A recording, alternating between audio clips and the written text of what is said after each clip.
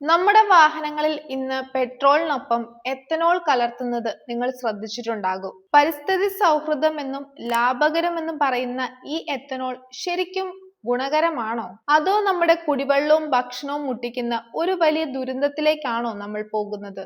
ഇന്ന് നമ്മൾ സംസാരിക്കുന്നത് എത്തനോൾ ബ്ലെൻഡിങ്ങിന് പിന്നിലെ ഞെട്ടിക്കുന്ന ചില വസ്തുതകളെ കുറിച്ചാണ്. Welcome back to Signet Style House. 1 litre ethanol ഉണ്ടാക്കാൻ എത്ര വെള്ളം വേണമെന്ന് നിങ്ങൾക്കറിയാവോ? കരിമ്പിൽ നിന്ന് 1 ലിറ്റർ എത്തനോൾ ഉണ്ടാക്കാൻ വേണ്ടത് ഏകദേശം 3700 ലിറ്റർ വെള്ളമാണ്. ഇനി നെല്ലിൽ നിന്നാണെങ്കിൽ 1 ലിറ്റർ എത്തനോളിന് 10,000 ലിറ്റർ വെള്ളം വേണം. നമ്മുടെ നാട്ടിൽ കുടിക്കാൻ പോലും ശുദ്ധജലമില്ലാതെ ജനങ്ങൾ വലയുമ്പോഴാണ് ഭൂഗർഭജലം വൻതോതിൽ ഊറ്റിയെടുത്ത് വണ്ടി ഓടിക്കാനുള്ള ഇന്ധനം ഉണ്ടാക്കുന്നത്.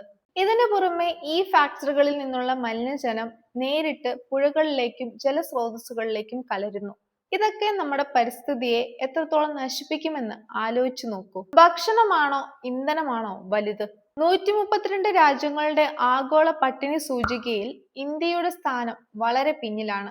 ഏകദേശം 234 മില്യൺ ആളുകൾ പട്ടിണി അനുഭവിക്കുന്ന രാജ്യമാണിത്. എന്നിട്ടും മനുഷ്യർക്ക് ഭക്ഷണമായി നൽകേണ്ട ഏകദേശം 52 ലക്ഷം ടൺ നെല്ലാണ് food corporation of India ethanol നിർമ്മാണത്തിനായി നൽകിയത്. തെരുവിൽ അന്തി ഉറങ്ങുന്ന പട്ടിണിക്കാരന് വയറ്റിലെത്തേണ്ട അരിയാണ് നമ്മൾ വണ്ടിയിൽ ഒഴിച്ച് കത്തിച്ചു കളയുന്നത്. കുടിവെള്ളവും ഭക്ഷണവും മുട്ടിച്ചുകൊണ്ട് നടത്തുന്ന ഈ വികസനം ആർക്ക് വേണ്ടിയാണ്? ക്രൂഡ് ഓയിൽ ഇറക്കുമതി ചെയ്യുന്നത് ലാഭിക്കാനാണ് എത്തനോൾ ഉപയോഗിക്കുന്നത് എന്നതാണ് വാദം.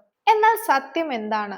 ഇന്ത്യ ഇപ്പോഴും അമേരിക്കയിൽ നിന്നും വൻതോതിൽ എത്തനോൾ ഇറക്കുമതി ചെയ്യുന്നുണ്ട്. ഒരു വിദേശ നാണ്യം ലാഭിക്കാൻ മറ്റൊരു വിദേശ നാണ്യം ചെലവാക്കുന്നു. ഇനി എഫിഷ്യൻസിയുടെ കാര്യം നോക്കാം.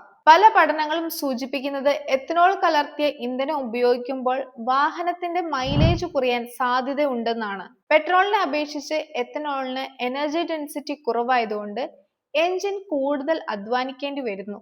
ഇത് ദീർഘകാല അടിസ്ഥാനത്തിൽ എഞ്ചിന്റെ പ്രവർത്തനക്ഷമതയെ ബാധിക്കുമെന്ന് വിദഗ്ധർ ചൂണ്ടിക്കാണിക്കുന്നു. പലരും ചോദിക്കാറുണ്ട്, ബ്രസീലിൽ ഇത് വളരെ വിജയകരമായി നടപ്പിലാക്കുന്നുണ്ടല്ലോ എന്ന്. എന്നാൽ ഇന്ത്യയും ബ്രസീലും തമ്മിൽ വലിയ വ്യത്യാസമുണ്ട്. ബ്രസീലിലെ പോപ്പുലേഷനും അവിടുത്തെ ജിയോഗ്രഫിയൊന്നും ഇന്ത്യയുടേതുമായി താരതമ്യം ചെയ്യാൻ കഴിയില്ല. പ്രകൃതി നൽകിയ വിഭവങ്ങൾ വിവേകപൂർവ്വം ഉപയോഗിക്കാനാണ് നമ്മൾ പഠിക്കേണ്ടത്. നെല്ലും വെള്ളവും ഊറ്റിയെടുത്ത് ജനങ്ങളെ പട്ടിണിക്കിട്ട് നടത്തുന്ന ഈ മാറ്റം ഒരു പുനർചിന്തനത്തിന് സമയമായിരിക്കുന്നു.